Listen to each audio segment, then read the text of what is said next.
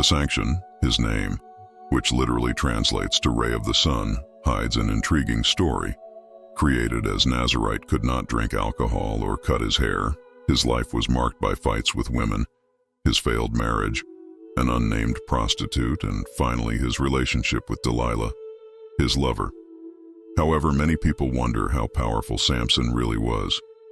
Here are 5 moments that demonstrate his strength. First, he killed a lion with his own hands. Everything happened because he was determined to marry a Philistine woman, one of Israel's adversaries. Her father and mother tried to sod him, but he insisted, and so it was the shy woman who saw an Assyrian daughter and fell in love. Her parents questioned his choice, but Samson was sure she was the right woman for him. What they did not know was that this decision was in the hands of the Lord, who was looking for an opportunity to confront the Philistines, who at that time dominated Israel. Arriving in Timnah, a young lion roared towards him, but the Spirit of the Lord came upon him and strengthened him. 1:17, allowing him to tear him apart as if he were a goat. Interestingly, Samson did not tell anyone, not even his parents, what he had done. He met the woman and found her pleasant, and when he returned to take her as his wife, he came across the body of the leon that now housed a swarm of bees and honey. He took the honey with his hands and ate it, without mentioning the origin to his parents. Preparations for a great wedding feast were made in Timnah, and Samson proposed a riddle to his 30 companions, promising a complete set of clothes for each one who solved otherwise. They would have to deal with 30 linen garments and 30 changes of clothes. The riddle was what he ate came out of food for and gives strength. Something sweet sprouted, referring, of course, to his slaughter of the lion and the discovery of honey in its carcass.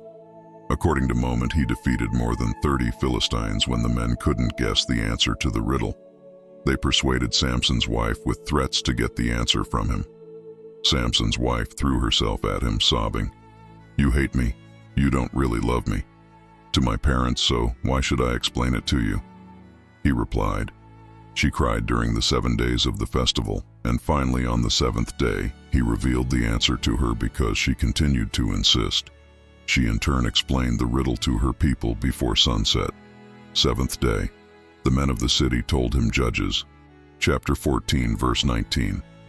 Then the Spirit of the Lord came upon him, and he went to the slang, killing 30 of them and taking what they were wearing to give to the people who solved the riddle. He was enraged and returned to the house of his father on the 7th day, when the marriage should have been consummated.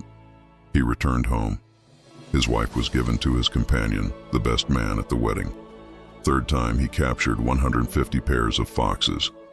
At another time, Samson caused even more devastation among the Philistines. But after some time, during the wheat harvest, Samson went to visit her, taking a young goat as a gift of reconciliation. He said, "I'm going to go into my wife's room." But her father didn't allow it. He said, "I really thought you were a complete hater, so I gave her to your companion.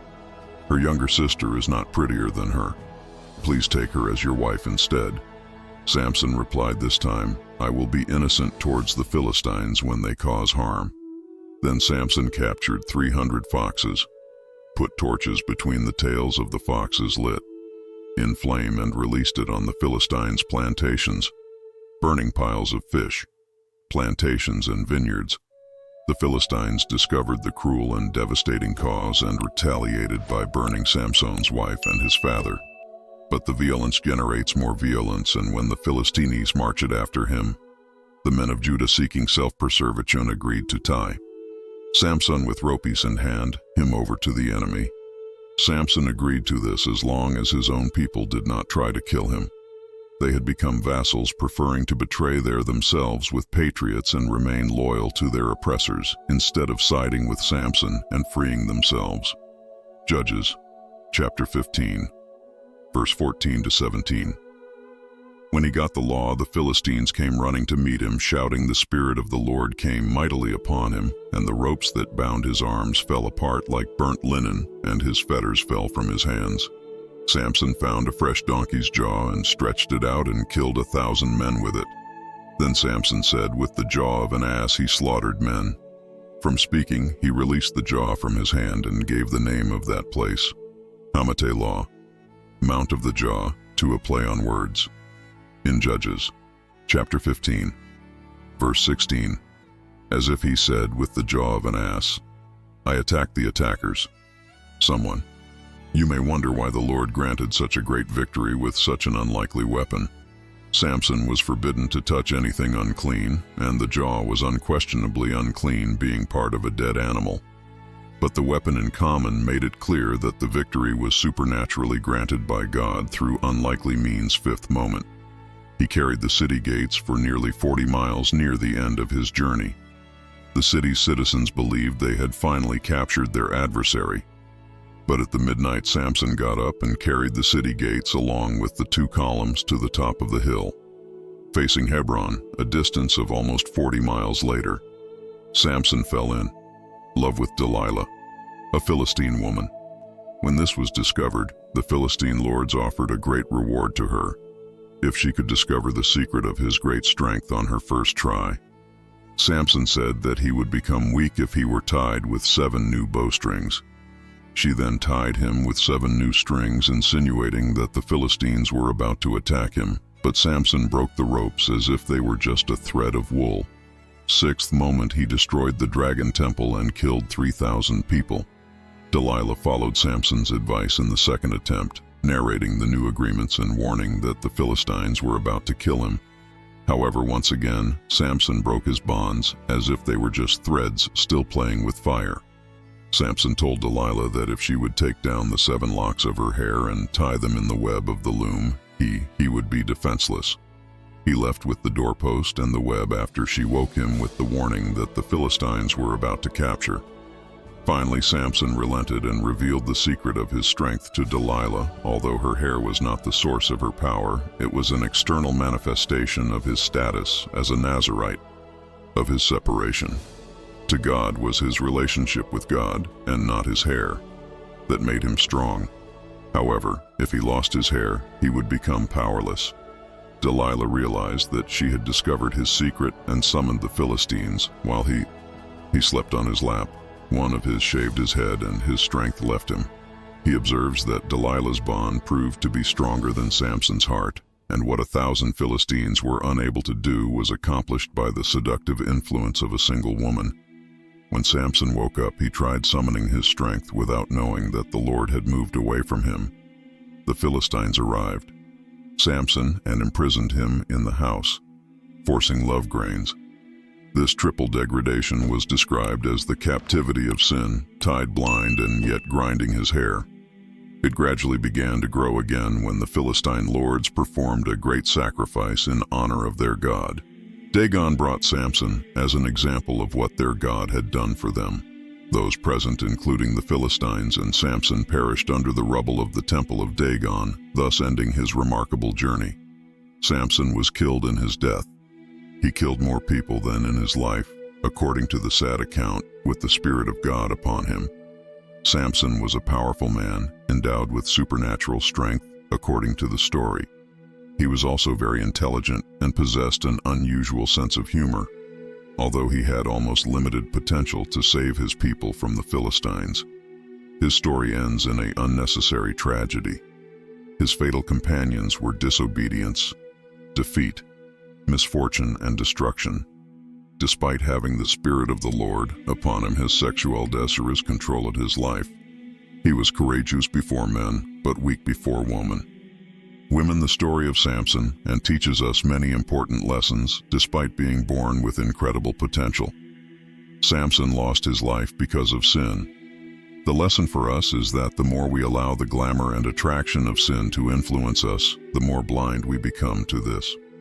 The extraordinary story tells us that Samson was spiritually blind long before his eyes were gouged out. We must accept the fact that sin can infiltrate every aspect of our lives and that it has a seizing and numbing effect upon us, otherwise we will be ensnared by it, just as it happened with Samson. Every sin, especially sexual sin, has serious and sometimes fatal consequences. Sin traps us, then blinds us, and finally crushes us slowly and inexorably. In reality, sin will take us further than what we intend to do, will keep us longer than we intend to remain, and it will cost us more than we expect. We must heed the severe warning, above all guard your heart, because your whole life depends on it.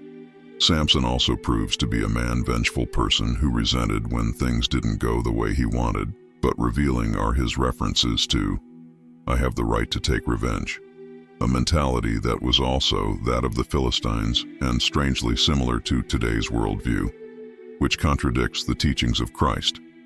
Despite all Samson's failures, he returned to God before he perished in reality.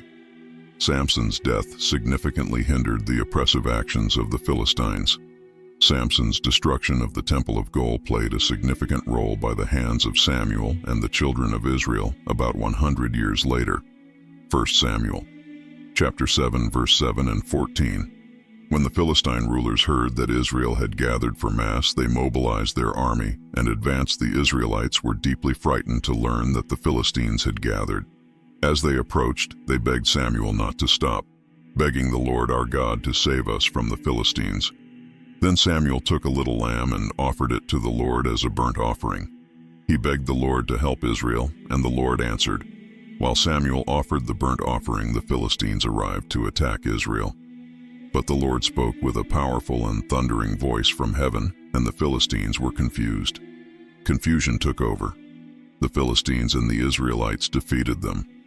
The men of Israel managed from Spa to Me, a place below Betkar, killing them along the way. Then Samuel took a large stone and placed it between the cities of Mizpah and Jazanar.